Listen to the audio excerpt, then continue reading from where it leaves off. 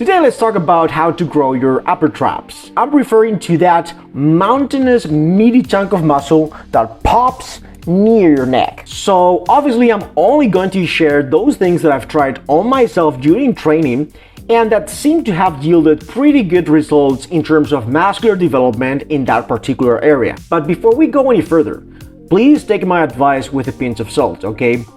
The things that I'm going to suggest today, the strategies, exercise selections, programming, etc., are the results of many years of trial and error during my own training. Yes, I do believe that these broad recommendations are pretty solid and they are definitely going to help you get closer to your goal of having that yoked look with popping upper traps, but everyone's different, everyone has different muscle building potential and genetics, therefore you might have to introduce some changes or making some adjustments based on your particular needs and how you respond to this type of stimulus. I'm going to group all the training tips into 4 different categories.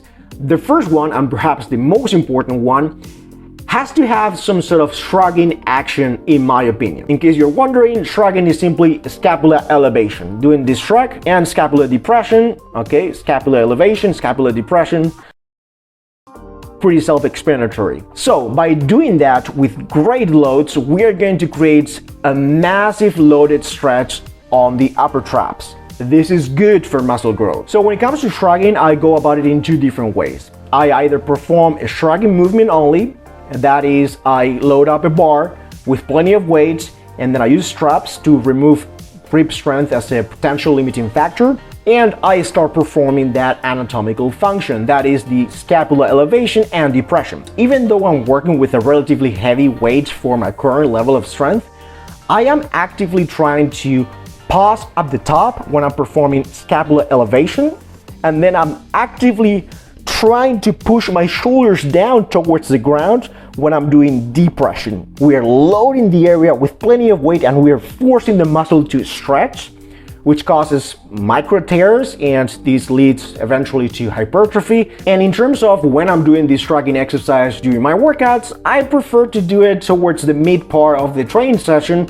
within the context of a giant set with other multi-joint movements, primarily body weights like ring push-ups and inverted rows. That is one instance that works really well for me. Another potential scenario would be as a backup set after completing a few sets or supersets where I'm doing some sort of heavy hip hinge. In either of those shrugging only scenarios, I typically use a more moderate rep range between 8 to 15 repetitions. The reason being is simply because I deploy a different type of strategy when I intend to perform shrugs with higher intensities. Which leads me to the other context where I personally like doing shrugs, and that is right after completing a set of heavy hip hinges. Let's say for example that I'm doing some off-block conventional deadlifts or rack pulls.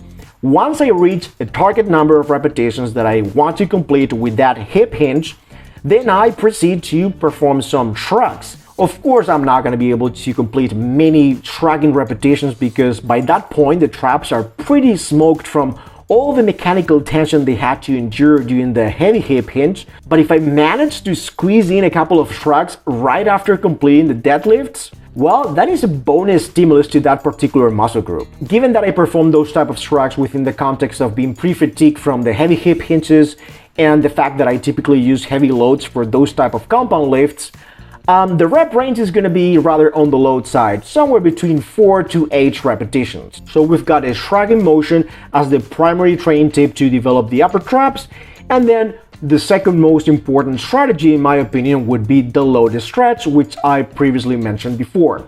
Every time you perform a hip hinge of some sort where you're holding a massive weight with your hands, then you are going to expose your entire upper back complex in general and the upper traps in particular to a massive loaded stretch. That is the stretch when the muscle is maximally lengthened because the weight is pulling you down. And I would typically expose my traps to this type of stimulus within the context of a heavy hip hinge like off-the-block conventional deadlifts, sumo deadlifts, Romanian deadlifts, both traditional grip and wider, like a snatch grip. I like those too. And what else? And rack pulls. And given that all these hip hinge variations have great overloading potential, the typical rep range that I would use during training is somewhere between 4 to 10 reps. I would normally do this within supersets, somewhere in the mid portion of the workout, and my personal favorite and my go-to option to superset it with would be the bench press with dumbbells, either incline or flat. So the first exercise pretty much covers your entire posterior chain, and the second exercise works the front part of your body. I personally like that combination. You might want to give it a try if you're up for it. So all in all, I would give category number 1, shrugging, and category number 2, the loaded stretch, the utmost importance when it comes to the development and growth of the upper traps. Everything else would still be stimulating and could still contribute to the further development of the entire upper back complex, but I wouldn't give them the same level of importance as group number 1, number 2, if only because these two have the greatest potential for overloading. Having said all that, I still believe that any vertical pressing, any overhead action could still be a very positive stimulus for the development of the upper trapezius, which is a topic that I'm going to be discussing in group number 3. But before I get into detail on exercise selection within group number 3, let me make something very clear. I'm not talking about the kind of overhead press that is so pervasive within bodybuilding circles where people don't really lock out their elbows and they don't perform, the last portion of the overhead press where there is this scapular elevation motion. That's not what I'm referring to, okay? For this section of the video to be maximally effective in terms of hypertrophy for the upper traps, you really want to include those last inches at the top where you're shrugging the weight with your scapular complex, because that is going to activate your upper traps a lot. That is great stimulus for growth. Alright, let's discuss the 3 different subgroups within this category. The first one would be my personal favorite, the barbell overhead press, also known as the press or military press. For those times of the year where I decide to prioritize the OHP, and thus this exercise becomes my main lift of the workout, then I would typically do it at the very beginning, in the first section of the training session. When I do that, I would typically use, higher intensities. So I would work within 3 to 6 repetitions. But for the most time of the year, I would use the OHP as a supplemental lift for hypertrophy, so I would work with more moderate intensities within an agonist-antagonist superset, preferably with either pull-ups or chin-ups. That combination is fantastic and one of my all-time favorites. Vertical pressing and then vertical pulling, or vice versa. Another subgroup that is also worth mentioning when it comes to growing the upper traps would be any vertical press that uses an implement other than a barbell. The most popular alternative in terms of free weights would be dumbbells. I freaking love Arnold presses and seated dumbbell military presses. I wouldn't use either of these as my main heavy hitters for a particular training session, so I would typically perform these somewhere in the middle portion of the workout. My go-to option to pair these type of exercises with would be any kind of rows. Chest supported rows, pant leg rows, bent over rows, inverted rows, one arm rows, you name it. And in terms of intensity, I am pretty flexible with these type of exercises, so I could be working within 6 to 15 reps most of the times. Last but certainly not least within this group of vertical pressing movements is the push press. I didn't leave it for last because I think this is the least important in terms of growing your upper traps. In fact, I would argue it is the best for it. I'm only bringing up the push press now because this is the exercise I practice the least.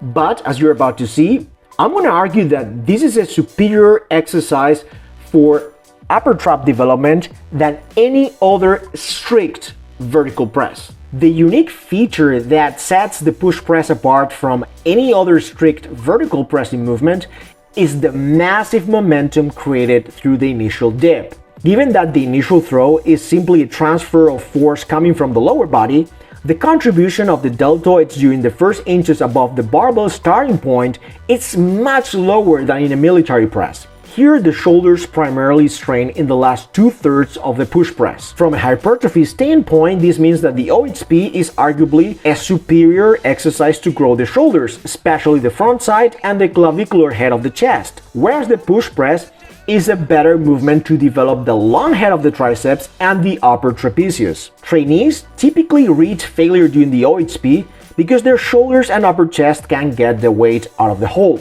However, the long head of the triceps and the upper traps are nowhere close to muscular failure. As a result, the OHP limits how much tonnage these muscle groups can accumulate during a set. So when we skip the first third in a vertical press, now we give the triceps and the upper traps a better chance to approach true muscular failure at the top. So let's not underestimate the importance of the push press for the yoked look. This exercise is definitely going to put on some meat on your upper traps. This is an exercise that I cycle in and out of my training throughout the year because I think it is, a very athletic movement that I truly enjoy. So when I include it into my training, I typically perform it, somewhere in the middle portion of the workout, perhaps right after the main lift, within the context of an agonist-antagonist superset. And again, the intensity could vary greatly, but I would typically perform this exercise within a 5 to 15 rep range. At this point of the video, I would like to point out that the vast majority of your upper trap gains are going to be accomplished through a combination of these 3 different training strategies. If you are a hypertrophy perfectionist and you still want to put the final touches to your upper traps while doing an exercise that promotes healthy shoulder mobility, Lou races are never going to let you down. A Lou raise is simply a lateral elevation of the arms from a neutral position at the bottom to external rotation at the top when your arms are overhead. This is an exercise that I introduced into my training last year, and I personally like doing them on a lower body day. I see it as a way to accumulate further quality volume in my training without negatively impacting my performance during other lower body movements. So I see this exercise as an easy, straightforward, and multifunctional exercise that you can pretty much throw in anywhere during a lower body session. Instead of waiting for the next set of squats or leg presses, I just do Lou raises. And the last point that I like to get across in today's video is the following. Despite these strategies being really good for the development of the upper traps, these are not the only game in town. These are just showing you my personal bias. These are the things that I have found out over the years that work really well for what I'm trying to achieve in the gym and for my own training style. But you could definitely develop really impressive upper traps through different strategies or methodologies or training styles. Think about weightlifting. Professional weightlifters' upper backs look insanely impressive. Think about the massive training stimulus they accumulate over the years with all these, heavy pulling off the floor and variations of, the clean and jerk and the snatch, all the work overhead. Those are really effective ways to develop your upper traps. The same could be said about strongman movements. Aside from the otherworldly overhead pushing strength that is required to be competitive in this sport, athletes also perform movements that encourage a brutal loaded stretch in the upper traps. But again, if you're someone like me, someone who truly enjoys going to the gym, the training tips that I offered you today are definitely going to help you in getting that yoked popping. Check out these 2 videos, I think you're gonna like them. Please give me a thumbs up, subscribe to the channel, and don't forget to click on the bell to get notified every time a new video goes live. Stay fit, stay strong, help me raise an army of Super Saiyans all around the world. Peace.